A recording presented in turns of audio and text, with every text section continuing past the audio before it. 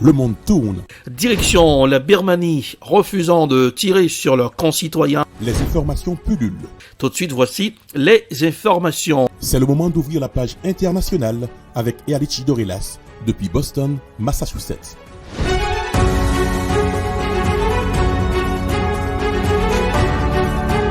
Mesdames, Messieurs, bonsoir, bienvenue dans la page internationale au grand journal du 14h, mercredi 1er septembre 2021, première sortie pour le mois de septembre. Bonsoir Joannel, bonsoir Smith Jean-Julien, bonsoir Ruban, bonsoir aux auditeurs de la radio évangélique Osana 102.3 FM à Jacmel, et à l'éditeur LH depuis la newsroom de la capitale des grandes universités du monde, Boston, Massachusetts. Tout de suite, voici les informations. Plus de catastrophes naturelles, moins de morts. Selon l'ONU, le nombre de catastrophes naturelles a été multiplié en 50 ans. Les sécheresses, inondations, tempêtes et séismes ont causé plus de dégâts, mais moins de décès grâce à de meilleurs systèmes d'alerte. Voici un reportage signé TV5 Monde. Vue du ciel, la Louisiane est comme revenue 16 ans en arrière. Personne ici n'a oublié Katrina, l'ouragan de 2005 et ses 1800 morts. Noyée une fois encore par l'ouragan Ida, la Nouvelle-Orléans se relève. Certes abasourdie par les rafales à 240 km/h et la montée des eaux, mais pas abattue.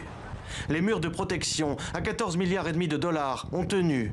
Le réseau de pompes et d'écluses a rempli sa mission. Et pour l'heure, l'ouragan a fait moins d'une demi-douzaine de morts. On a commencé à récupérer des choses, mais le plus important, c'est qu'on s'en soit sorti. Les choses matérielles ont peu d'importance pour moi.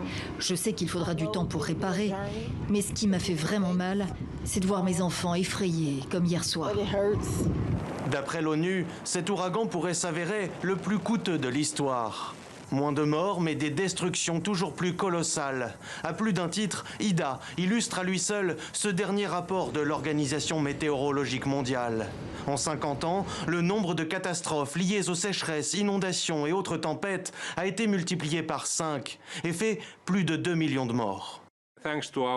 Grâce à l'amélioration de nos services d'alerte, nous avons pu réduire le nombre de victimes lors de ce genre d'événements. Mais la mauvaise nouvelle est que les pertes économiques ont augmenté très rapidement et cette croissance va se poursuivre. Établie à plus de 50 000 décès par an dans les années 70, la mortalité due aux catastrophes naturelles a été ramenée à moins de 20 000 par an dans les années 2010 selon le rapport de l'OMM. Mais sur la même période, le coût des dégâts engendrés a explosé, plus de 3 500 milliards de dollars. Si l'homme est mieux armé face aux événements climatiques, l'organisation onusienne rappelle que le nombre de personnes exposées au risque de catastrophe ne cesse d'augmenter en raison de la croissance démographique dans des zones où ces phénomènes dévastateurs sont de plus en plus intenses et de plus en plus fréquents. Zooming sur les catastrophes naturelles dans le monde. Depuis 1970, il y a eu dans le monde une catastrophe naturelle par jour. L'Atlas de l'Organisation météorologique mondiale est un document qui répertorie depuis 1970 le nombre de morts et les pertes économiques dues aux phénomènes météo extrêmes. Voici un reportage signé Euronews. Le nombre de catastrophes naturelles a été multiplié par 5 en 50 ans, selon l'ONU, qui publie un rapport de l'Organisation météorologique mondiale. Son atlas est un document qui répertorie depuis 1970 le nombre de morts et les pertes économiques dues aux phénomènes météo extrêmes. Et ces derniers vont être de plus en plus nombreux et violents. La mauvaise nouvelle est que les pertes économiques ont augmenté très rapidement et que cette croissance est censée se poursuivre. Nous allons assister à davantage d'extrêmes climatiques à cause du changement de climat et ces tendances négatives du climat se poursuivront de toute façon pendant les décennies à venir. Si nous réussissons à atténuer le changement climatique, nous pourrions arrêter ces tendances négatives vers les années 2060. Si nous sommes plus chanceux, nous pourrions limiter le réchauffement à 1,5 degré.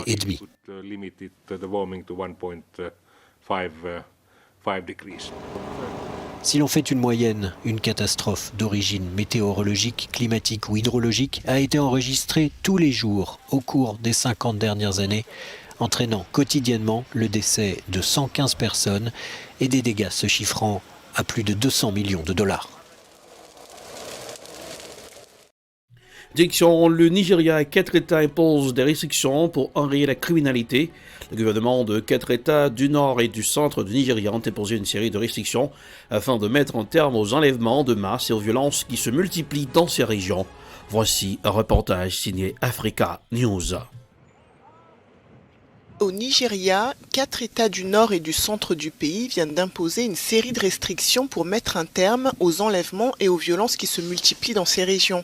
Désormais, les marchés hebdomadaires de bétail seront notamment suspendus dans l'État du Niger. Quant à la vente d'essence, elle est dorénavant plafonnée et l'utilisation de jerrycans aux stations-service est interdite.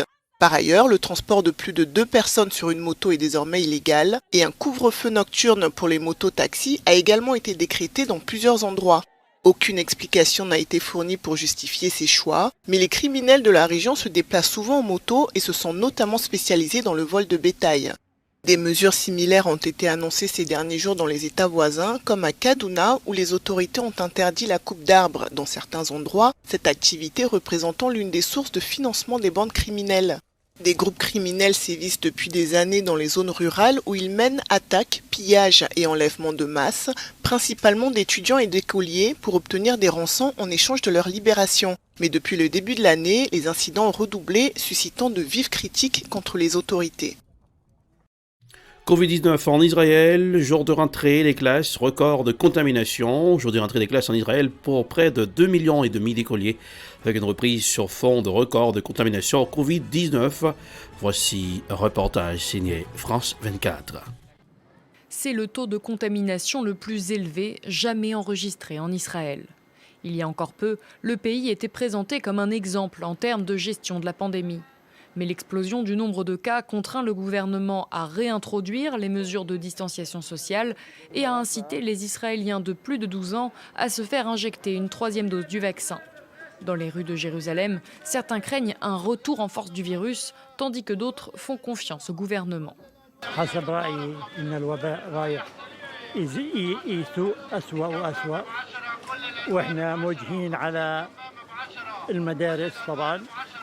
ولازم الكل يلتزم بالكمامة.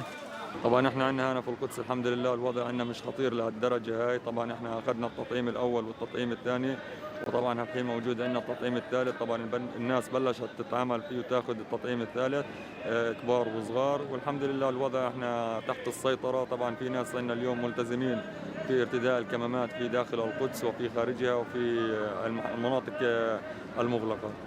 Le Premier ministre israélien Naftali Bennett espère faire rapidement retomber cette nouvelle vague de contamination. Opposant farouche aux mesures de confinement strictes imposées par son prédécesseur, il mise sur le port du masque et la vaccination pour aplatir la courbe. À l'heure actuelle, environ 60% des Israéliens sont entièrement vaccinés, dont 80% d'enfants. Le Premier ministre affirme que la mise en place d'une 3e dose porte déjà ses fruits, notamment en ce qui concerne le nombre d'hospitalisations. Mais à l'étranger, cette explosion des cas inquiète, au point que l'Union européenne a retiré le pays de la liste des lieux exemptés de restrictions de voyage. Dossier spécial dans ce journal pour aujourd'hui, nouvelle ère incertaine en Afghanistan après 20 ans d'occupation étrangère. Les talibans sont les seuls maîtres à bord en Afghanistan, une nouvelle ère incertaine qui a commencé au son des mitraillettes alors que les talibans célèbrent une victoire totale sur les États-Unis. Le reportage de notre envoyé spécial de la Radio-Canada, qui est madame de préférence, Marie-Yves Bédard. Il va nous décrypter la situation, l'aide au Pakistan. Les armes, les uniformes. Au premier coup d'œil, on pourrait croire que des soldats américains sont toujours à l'aéroport de Kaboul. Mais ce sont plutôt les forces d'élite des talibans venues faire le tour du propriétaire, au premier jour sans aucune force étrangère en 20 ans en Afghanistan. Leur butin de guerre en main, des appareils et des véhicules démilitarisés par les Américains en retraite, la victoire est totale et celle de tous les Afghans se réjouissent les talibans. Elle doit servir de leçon. Nous avons un message pour tout envahisseur éventuel, dit-il. Quiconque se tourne vers l'Afghanistan avec de mauvaises intentions sera confronté à ce que les États-Unis ont connu aujourd'hui. Aux commandes, les talibans doivent maintenant tenter de relancer les activités commerciales de l'aéroport de Kaboul laissé dans un état lamentable, eux qui n'ont toujours pas annoncé la formation d'un gouvernement. Les Les talibans ont donné leur assurance que les Afghans qui souhaitent toujours quitter le pays pourront le faire s'ils ont un visa valide pour l'étranger. Mais beaucoup ne veulent pas attendre de voir s'ils tiendront parole. C'est le cas de Besmillah Taban. Il a préféré braver les contrôles des talibans sur la route de Kaboul vers Kandahar pour ensuite rejoindre la frontière du Pakistan. Pour traverser la frontière avec sa femme et ses 4 enfants, une frontière qui reste officiellement fermée aux réfugiés afghans, Besmillah a dû payer des passeurs. L'ironie n'échappe pas à cet ancien commandant de la division des enquêtes criminelles de la police afghane. Il connaissait celui qui l'a payé. Le passeur était sur la liste des gens qu'il devait arrêter. But in this time, I need this help. I pay for them to send me other country. It was very hard for me. Ces dernières semaines, Besmillah n'a plus que des raisons d'avoir le cœur en miettes. It's like I built this country now. Now I lost all of this. It's hard. I lost my job. I lost my country, my family, my friends, my house, everything, my hope. Tout ce qui lui reste, c'est la certitude qu'il serait mort à Kaboul, non seulement à cause des centaines de talibans qu'il a envoyés en prison depuis 20 ans, mais parce qu'il est de la minorité hazara et de confession chiite. Lui qui comptait briguer la présidence de son pays un jour, il se retrouve devant rien. Now in this time when I sleeping in my room, I just cry. Because I don't have any power to follow this. I am now just a refugee. Just illegally refugee. Il espère maintenant rebâtir sa vie ailleurs. Besmillah multiplie les appels à l'Australie, à la Grande-Bretagne et au Canada. Il rêve de pouvoir y faire le deuil de ce qu'il laisse derrière. En Afghanistan, ce sont les pays de l'OTAN que les talibans ont enterrés, symboliquement, dans cette cérémonie funéraire. Mais pour autant qu'ils célèbrent la victoire, ils ne sont pas prêts à couper les ponts complètement.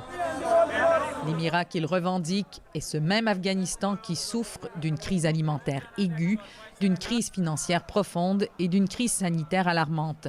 Sans l'aide financière de l'étranger, ce sont les Afghans qui seront ensevelis. Nous voulons avoir des relations diplomatiques solides avec tous, y compris les États-Unis, dit-il. Nous voulons rétablir progressivement de bonnes relations avec les États-Unis à l'avenir. Et pour rétablir ces ponts, une première étape pour les talibans, ça demeure de rapidement démontrer qu'ils peuvent et qu'ils vont former un gouvernement qui sera non seulement accepté par une majorité d'Afghans, mais qui pourra être un interlocuteur pour la communauté internationale. Et pour toutes ces promesses d'un règne plus modéré, plus respectueux du droit des Afghans et des Afghanes, il leur faut en faire la preuve. Les échos des arrestations ciblées, des exécutions sommaires et de la disparition rapide des femmes de la sphère publique sont loin d'être encourageants. Ici Marie-Ève Bédard, Radio-Canada, Islamabad. C'est la fin de la page internationale, le grand journal du 14 pour aujourd'hui. Présentation Erlich Dorelas. Depuis Boston, la capitale des grandes universités du monde. Jacques Mel pour présenter ce grand journal. Journal François Smith, Jean-Julien Robin s'assure les manœuvres techniques. Oui, production c'est Edprod. Réalisation c'est Télé Beltop pour le cours de la radio évangélique aux 102.3 FM.